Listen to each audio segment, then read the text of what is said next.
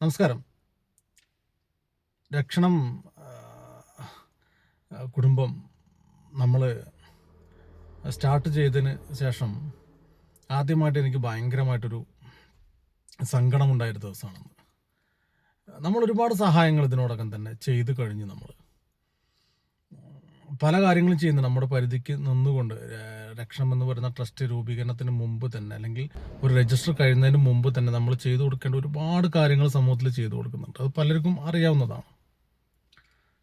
ചികിത്സ ആയിക്കോട്ടെ, വീടില്ലാത്തവർക്ക് വീട്, നമുക്ക് ഫണ്ടർമാരെ കണ്ടെത്തി അവരിലൂടെയൊക്കെ നമ്മൾ ചെയ്തു കൊടുക്കുക. നമ്മൾ നേരിട്ട് ചെയ്യുകയല്ല ചെയ്യുന്നത്, അവരിലൂടെ ഒരു വീട് വെച്ച് കൊടുക്കുന്ന സിസ്റ്റമൊക്കെ ഉണ്ടാക്കി അവരെ കൊണ്ടത് അങ്ങനെയൊക്കെയാണ് നമ്മളിപ്പോൾ ചെയ്തുകൊണ്ടിരിക്കുന്നത്.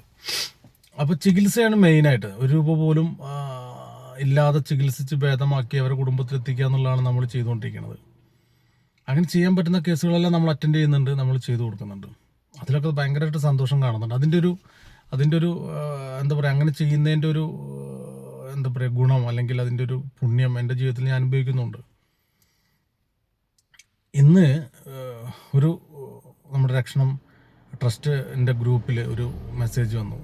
കാലെല്ലാം വ്രണപ്പെട്ടുകൊണ്ടൊരമ്മയുടെ ഒരു ഫോട്ടോ. സ്വന്തം മകൻ എൻ്റെ അമ്മയെ രക്ഷിക്കണം, എൻ്റെ അമ്മയ്ക്ക് ചികിത്സ വേണമെന്ന് പറഞ്ഞുകൊണ്ട് അതിനുവേണ്ടി നിങ്ങൾ സഹകരിക്കണമെന്ന് പറഞ്ഞ് നമ്മുടെ അടുത്തൊരു കേസ് വന്നു. സോറിയാസിസ് പിടിച്ച് അങ്ങനെ പഴുത്ത് നിൽക്കണം അമ്മയുടെ ഒക്കെ. പറ്റ ലോലമായിട്ടുള്ള കാലായി മാറിയതൊക്കെ, ഒന്നുമില്ല, ഇറച്ചി പോലും ഇല്ലാത്ത രീതിയിലോട്ടുള്ള ഒരു കാലാണ് ഞാൻ കണ്ടപ്പോൾ എൻ്റെ മനസ്സങ്ങ് ഇല്ലാണ്ടായിപ്പോയി. കാരണം 10-60 വയസ്സായ ഒരു അമ്മയാണ്. അപ്പോൾ നമുക്കറിയാം, എനിക്കൊക്കെ അമ്മ ഉള്ളതല്ലേ, അവർക്കൊക്കെ എന്തെങ്കിലും പറ്റുമ്പോൾ നമുക്കും ഒരു വേദന ഉണ്ടാവുമല്ലോ. അങ്ങനെ നമ്മുടെ ട്രസ്റ്റ് അംഗം മനോജേട്ടൻ അത് കണ്ടുടനെ തന്നെ എനിക്കത് അയച്ചു തന്നു. ഇനി ഇതിലെന്തെങ്കിലും നമ്മൾ ചെയ്തേ പറ്റൂ എന്ന് പറഞ്ഞപ്പോൾ, ഈ ട്രസ്റ്റിലുള്ള ഓരോ അംഗങ്ങളും അങ്ങനെയുണ്ടോ, ട്രസ്റ്റ് ആയിട്ട് നിൽക്കുന്ന ആളുകൾക്ക് ഒരു പ്രത്യേക ഈ ആളുകളുമായിട്ടുള്ളൊരു വല്ലാത്തൊരു അറ്റാച്ച്മെൻ്റ് ഉണ്ട് അവർക്ക്. എന്തെങ്കിലും അസുഖം വന്ന കേസൊക്കെ വരികയാണെങ്കിൽ ഉടനടി അതിനൊരു മറുപടി കൊടുക്കണമെന്നൊക്കെ ആഗ്രഹിക്കുന്ന ആളുകളാണ്. അപ്പോൾ അദ്ദേഹം അത് എനിക്ക് അയച്ചു തന്നു. ഇതിന് എന്തെങ്കിലും പ്രതിവിധി കണ്ടേ പറ്റുള്ളൂ എന്ന് പറഞ്ഞിട്ട്. അങ്ങനെ ഞാനതിൻ്റെ പ്രതിവിധി കാണാൻ വേണ്ടി ഞാൻ ഉടനെ തന്നെ മാനേജറോട് പറഞ്ഞു, അയക്കും, ഞാൻ നോക്കട്ടെ എന്ന് പറഞ്ഞ് അയച്ചു തന്നു. ഞാൻ ഉടനെ തന്നെ നമ്മുടെ മെഡിക്കൽ ടീമുമായിട്ടുള്ള നമ്മുടെ ആളുകൾക്ക് അത് അയച്ചു കൊടുത്തു.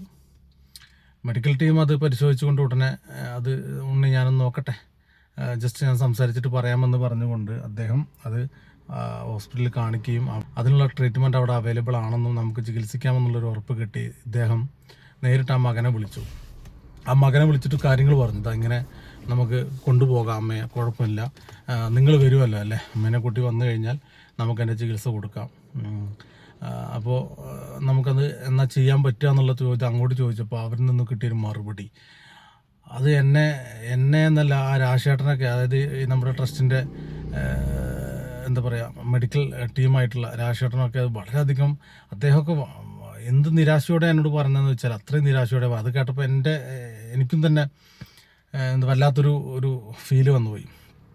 അതായത് സ്വന്തം മകൻ പറയുന്നൊരു കാര്യം, എൻ്റെ വീടിൻ്റെ അടുത്ത് കോട്ടയം മെഡിക്കൽ കോളേജാണ്, അവിടെ വരെയൊക്കെ എനിക്ക് പോകാൻ പറ്റുള്ളൂ, അതിൻ്റെ അപ്പുറത്തോട്ടൊന്നും പോകാൻ താല്പര്യമില്ല എന്നാണ് പറഞ്ഞത്.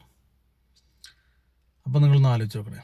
അപ്പോൾ അവൻ്റെ അമ്മയെ ചികിത്സിപ്പിക്കുക എന്നുള്ളതല്ല, മറിച്ച് ഈ അമ്മയുടെ പേരും പറഞ്ഞ് എന്തെങ്കിലും ഫണ്ട് കിട്ടുകയാണെങ്കിൽ അത് കട്ടുമുടിക്കുക എന്നുള്ളത്, അല്ലെങ്കിൽ അത് തിന്ന് നടക്കാമെന്നായിരിക്കും ആ മകൻ ചിന്തിച്ചിട്ടുണ്ടാവുക എന്നാണ് എൻ്റെ മനസ്സ് പറയുന്നത്. കാരണം നമുക്കൊരു അമ്മയ്ക്കൊരു അസുഖം വരുമ്പോൾ അത് ചികിത്സിച്ചാൽ ഭേദമാകാത്ത രീതിയിൽ നിൽക്കുമ്പോൾ അതിനൊരു ചികിത്സയുണ്ട്, അത് ഫ്രീ ആയിട്ട് തന്നെ 1 രൂപ പോലും ചിലവില്ലാണ്ട് നമുക്ക് ചെയ്തു കൊടുക്കാമെന്ന് പറയുമ്പോൾ അത് സന്തോഷത്തോടു കൂടി ചെയ്തു കൊടുക്കുകയാണ് നമ്മൾ ചെയ്യേണ്ടത്.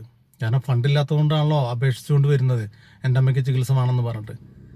അങ്ങനെയുള്ളൊരു കണ്ടീഷനിൽ നിൽക്കുന്ന ആളുകൾ അമ്മയ്ക്ക് ഫ്രീ ആയിട്ട് ചികിത്സ കൊടുക്കാം എന്ന് പറയുമ്പോൾ അത് സ്വീകരിക്കുകയല്ലേ ചെയ്യേണ്ടത്. മറിച്ച് മകൻ ഇങ്ങനെയാണോ പറയേണ്ടത്, ഞങ്ങളുടെ അടുത്ത് കോട്ടയം മെഡിക്കൽ കോളേജുള്ള അവിടെ പോയിട്ട് ഞങ്ങൾ നോക്കിക്കോളാം, അതിൻ്റെ അപ്പുറത്തോട്ടൊന്നും ഞങ്ങൾക്ക് പോകാൻ പറ്റില്ല, താല്പര്യമില്ല എന്നാണ് പറഞ്ഞത്.